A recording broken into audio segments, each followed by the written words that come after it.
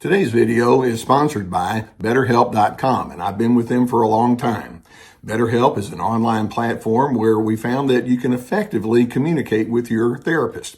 Now, you begin by filling out a questionnaire, and then you'll be matched with a therapist within a couple of days. And if that match isn't ideal for you, you can certainly make an adjustment there.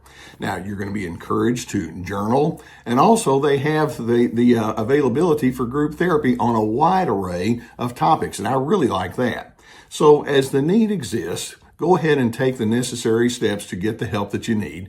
And just know that BetterHelp has a 4.5 rating on Trustpilot, so it indeed is a platform you can trust. There's a link below the video that will take you there.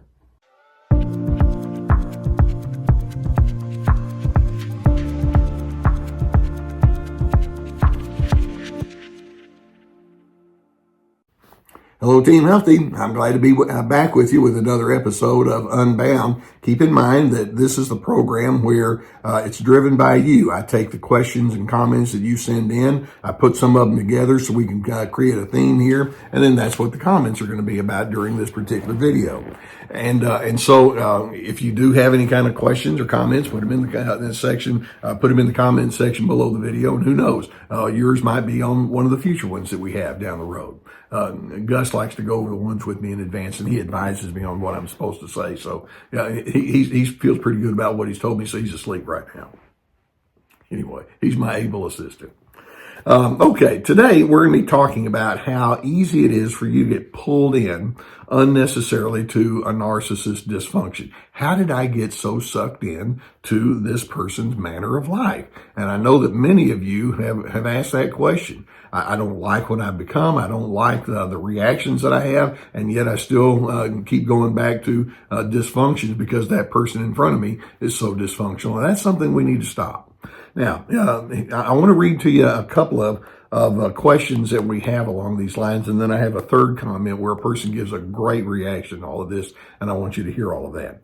Okay, the first person comes along and says, Dr. C, is it possible that you've had so much of this type of person in your life who has lost the ability to love that you can lose your own ability to love as well?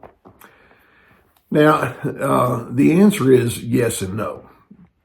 I mean, yes, you can get so caught up in the moment, you can get so caught up in their dominance that you wind up responding in kind. So, yeah, it's like, well, I'm not nearly the nice person that I used to be. But the no part is, but for you, it doesn't have to be permanent. One of the things you may have heard me say in other videos is that narcissism itself is the absence of love. And when you have an ongoing need, not just a tendency, but a need to be in control, and you're chronically selfish, you're easily manipulative and exploitive, you have to come from the superior position, you have a chronic defensiveness as evidenced by the fact that you have a false self. All of that's part of the narcissism pattern. Well, none of that is conducive for love. You're not going to have love. What you're going to have is contention and spite and irritability and anger, and those are just natural byproducts. And so it's important for us to understand that part of the goal or the byproduct of you engaging with a narcissist, part of their goal is to empty you of you. They don't like your uniqueness. They don't want to celebrate what's right and good and best about you, which was what loving people do. But instead, they want to empty you of you, and they want to fill you with themselves. Because you see, in their mind, it's like, well, I'm the standard bearer, and the more you can be like me, then the better off we're all going to be. And so they want to take the goodness out of you. And when I say they want to rob you of you, what they want you to do is they want you to forget your true self. So what is your true self? Well, you have your values and your principles and your standards and your mannerisms. And how many times have you thought, I can't afford to be that way because every time I show myself to be unique, I get slapped down for that? And one of the biggest problems that you have when you're with that kind of an individual is you go into a reactor pattern. Rather than taking your own healthy initiative, then if that person is mad, then you get mad. If that person is argumentative, you become argumentative. If that person is stubborn, it's like, well, I'll show you what stubborn looks like, and so on and so forth, and you lose who you are. Now, with narcissists, their inability for love is just built into the occasion because they have so much of their agitation. It doesn't have to be permanent with you. Yes, with that narcissist, it may be that you find yourself not being as loving as you want because you're so much in a reactor mode. But I'm hoping you can think, wait a minute, it's time for me to correct this, and I'm gonna upright myself so that I can go back and be the healthy me that I am. And the fact that you're asking about love says I want to prioritize that again, and so we have to go back and figure out what that means. Okay, let's put a pause on that, and I'm going to add some more to this. This next person says, ask a question. She says, the guy that I live with the guy that I live with, I'm being sprayed with constant put downs. My mind goes blank. My head hurts, and I just can't keep up. I wonder how many of you could say, yeah, I've felt that way many times. It feels like he's slowly killing me with each fight. Sometimes I melt down and scream in response, and then I'm the crazy one. With each fight, he seems energized by it. It's sick. First of all, let's keep in mind, in the mind of the narcissist, that person's not in a relationship with you, okay? You want to have a relationship, but that person is in a competition with you. Totally different. Again, going back to the goal of the narcissist, they want to empty you of you and fill you with themselves. It's like, when that happens, I win. And one of the biggest problems is you can take it upon yourself to say, well, I have a goal, and my goal is to make you quit. I need to make you stop being who you are. I want you to think, how successful have you been at that? How many times has that narcissistic person come back and said, you know, I'm a really troubled person, but you've given me such good feedback with all of your anger, and now I'm going to be a very different individual. Doesn't work that way. I mean, I wish it could be that simple, but it tends not to be that way. Instead, you're probably familiar with the term that we use, DARVO, D-A-R-V-O. They deny who they are, they attack you, and then they reverse, that's the R, they reverse the role of victim and offender, D-A-R-V-O. And so what they'll do is when you go and she says, I just wind up having a meltdown and I scream in return. When you do that, they're going to play the Darvo role. Well, you see, I'm not the problem. You're the problem. I've just denied. I'm going to attack, and then I'm going to reverse the role. You have offended me, and I'm the victim here. And I'm the one who's lost in this thing. And so they make you out to be the bad person, and you have this crazy making going on in your world. And your challenge is to ask, well, can I let go of the illusion that I can actually be the one that's going to change this person? And because I know, I mean, it makes sense that you would say, well, my life would be a lot better if they would act a little bit nicer. But is that going to happen? And in this case, how many arguments have you had, and how many times have you had really lousy outcomes? Have you had enough yet to where you can see, well, we got a pattern going on here, or do you need several dozen more before you finally conclude this is not working? And I'm hoping you can draw that conclusion sooner, not later. I don't need to be in that responder pattern. I need to be in a pattern that says I need to be true to me. Which then leads me to this third comment, and this person has some great input.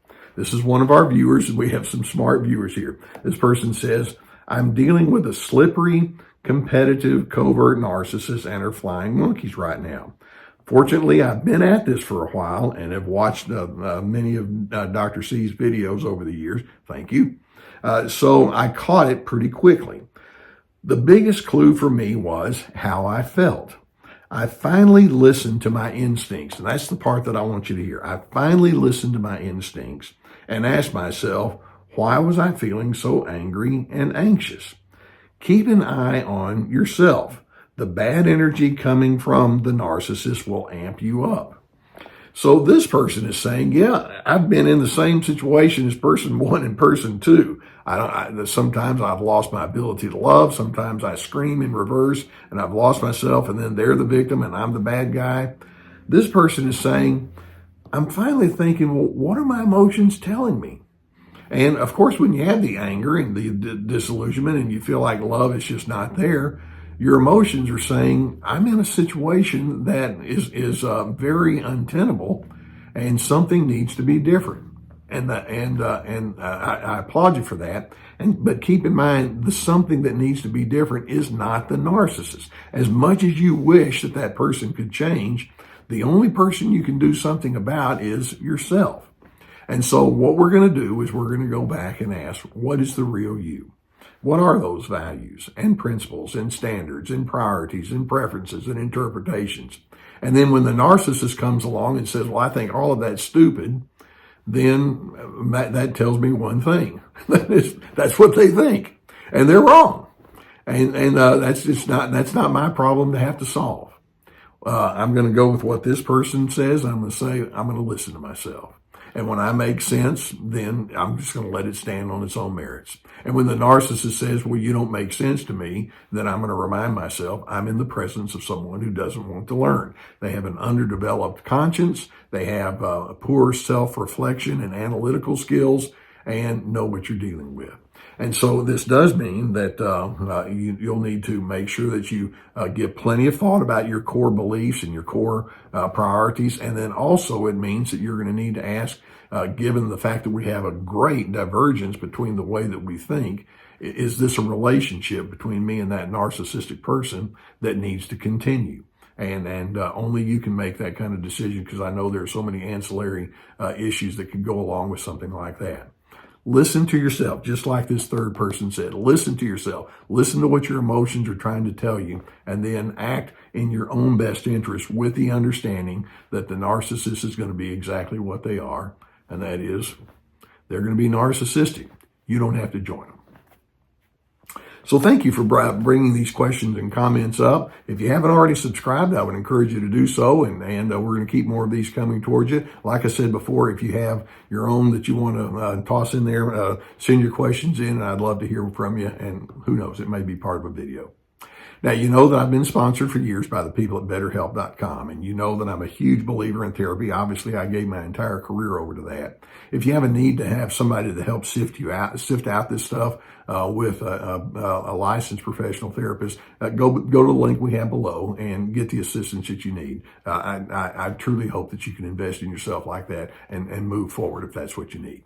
Also, you know that I have my website that has tons of resources. When I say tons, it's a really large website. We have my courses on there, and each course has at least 25 teaching videos. Each video has handouts and questions. We have them on anger management, boundaries, finding yourself despite the narcissist. We have them on having healthy relations and connections. We also have my webinars, which are 90-minute presentations on a wide variety of topics, along with plenty of articles. And then we have access to my books. So we have lots of resources there, and that's there with your needs in mind. So take advantage of that. Okay, sometimes you just get sucked right in, and it's like I'm turning into somebody that I don't like. The only person that can do something about that is you. The narcissist is not going to take their healing role toward you seriously at all. They're destructive. Okay, I get it. In the process, though, I'm hoping you can decide I'm going to prioritize who I am. I'm going to listen to myself like this person has told us in our comments, and then I'm going to move forward with steadiness, and hopefully I'm hoping you can be the one that finds peace. And if it means that person's not with you, so be it. I just want you to have peace.